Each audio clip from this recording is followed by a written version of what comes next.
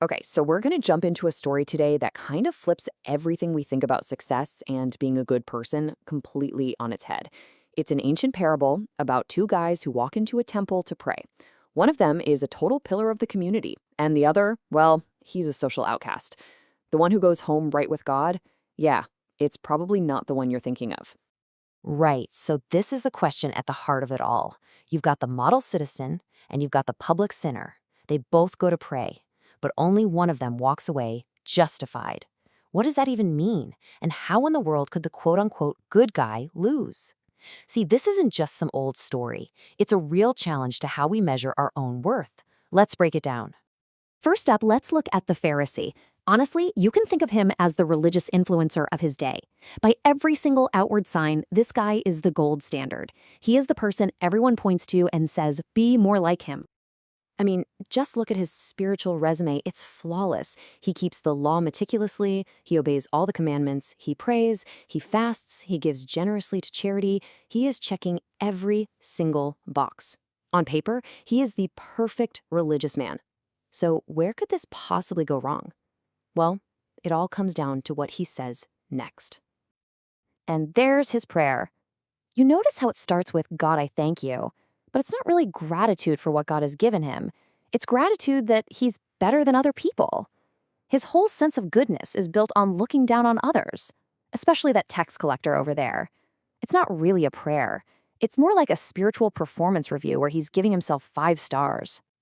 And this is the killer insight. Jesus points out that the Pharisee is basically praying to himself. It's a monologue, not a dialogue. You ever been in a conversation with someone who isn't really listening, they're just waiting for their turn to talk? That's the Pharisee with God.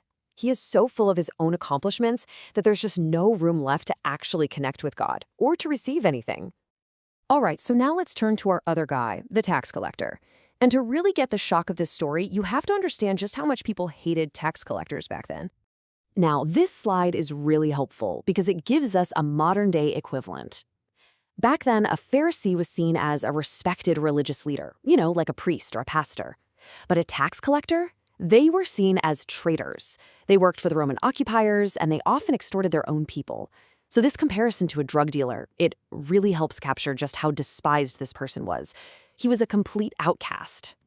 And his body language, it just says it all. While the Pharisee is standing up front, proud and center, the tax collector is way in the back, kind of hiding in the shadows. He won't even look up. He feels his own unworthiness so deeply that he physically separates himself. There are no illusions here. He knows exactly who he is and where he stands. And this is his whole prayer. That's it. Just a handful of words. Think about that compared to the Pharisee's whole speech. There's no resume here, no comparing himself to others, no excuses.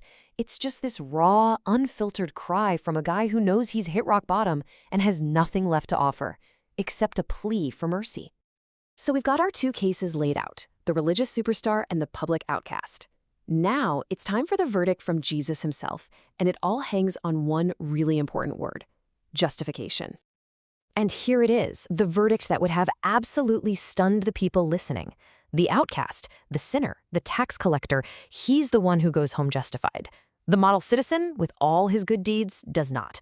This just turns everything upside down. So what is this justification that the sinner got and the righteous man didn't?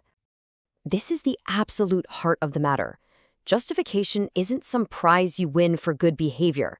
It's described as the most excellent work of God's love. It's a pure gift.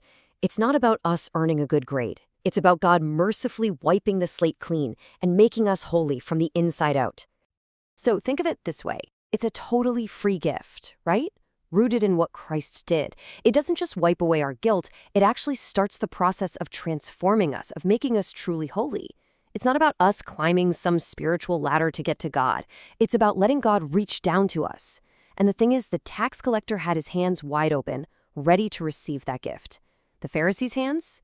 They were too full of his own achievements. So, okay, what does all this mean for us, right here, right now? Well, the lesson is this incredibly powerful warning against something you might call spiritual narcissism. And this is a really, really important point.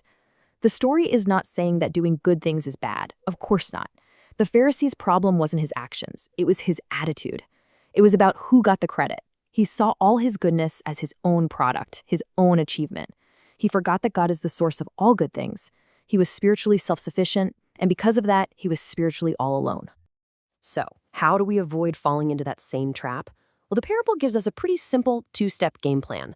First, always recognize the source. Any good you do, any good thing in your life, it comes from God. And second, be like the tax collector. Humbly and consistently ask for God's mercy, knowing it's something you're always going to need. You know, this line from the first letter of John just nails it.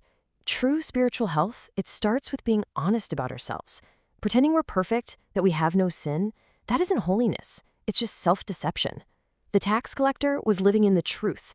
The Pharisee, well, he was deceiving himself.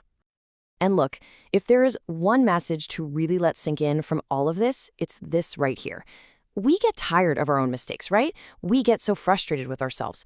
But God never, ever gets tired of forgiving. His mercy is just this infinite well. The only thing that can ever stop it from flowing is our own pride, our refusal to just ask for it. And so at the end of the day, we're left with this pretty challenging question. When you pray, when you're in that quiet place in your own heart, who do you sound more like? Is your prayer a list of your accomplishments, a monologue of your virtues, or is it a simple, humble plea for mercy? Because the answer to that question, it makes all the difference in the world.